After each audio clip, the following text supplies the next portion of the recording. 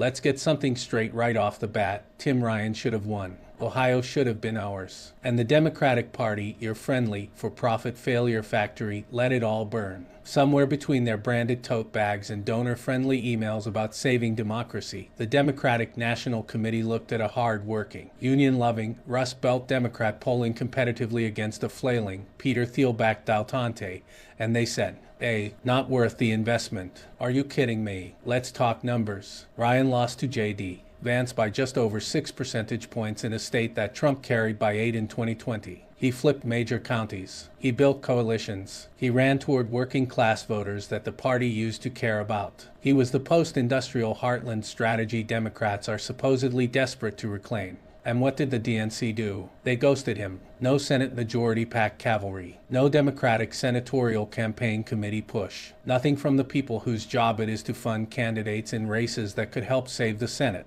Instead, they looked at the state of Ohio, home to steelworkers, auto plants, and disillusioned Reagan Democrats, and they treated it like a lost cause. They invested in safe bets. They played defense while pretending it was strategy. They lit money on fire in places that didn't need it, and left Tim Ryan to fight with one arm tied behind his back. This isn't just incompetence. It's ideology. It's an ideology of caution, of cowardice. It's a profit-first, brand-managed politics of curated losses. Sure, Tim Ryan positioned himself as an independent-minded candidate, occasionally distancing himself from national Democratic positions. While this approach aimed to appeal to a broader range of voters in Ohio, it apparently gave the DNC an excuse to be less inclined to provide substantial support, irrational as it was. It was Hoyle for the DNC. That literally seems to be getting paid to fail. And it's exactly why young organizers like David Hogg, the Parkland survivor-turned-movement builder, have started calling for a new generation of Democratic leadership.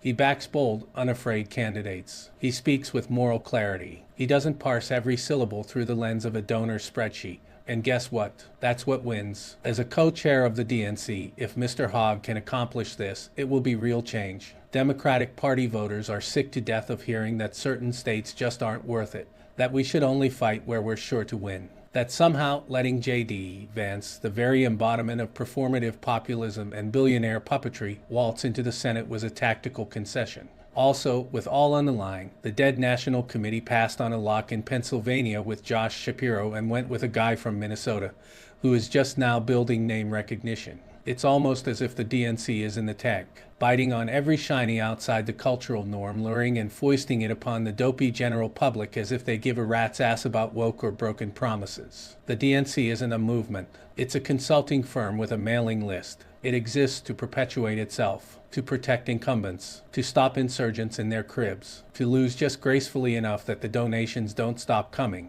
Meanwhile, Tim Ryan went to war for the soul of the Midwest, and they didn't show up. Imagine what could have happened if the DNC had given half a damn. Imagine if they had said, let's fight for Ohio. Let's show up where we're not expected. Let's believe that voters in Youngstown and Lorain and Akron deserve the same attention as those in Atlanta or Philadelphia. Imagine a world without J.D. Vance. But no, that would have required vision. It would have required risk. It would have required a party that still believes in the people. And so, once again, the Democratic establishment fumbled a winnable race, and the people of Ohio and the rest of us and Greenland are paying for it. You want to win 2026, 2028. Stop treating the base like a funding source. Start treating the people like a cause, or get the hell out of the way. If you're tired of watching this Democratic Party punch left and run scared, subscribe to Carl's MindChimesMagazine.ray.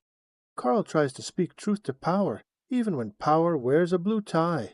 So let's support Carl's obsession and get the word out. Whether you read, watch, or listen, he appreciates your support.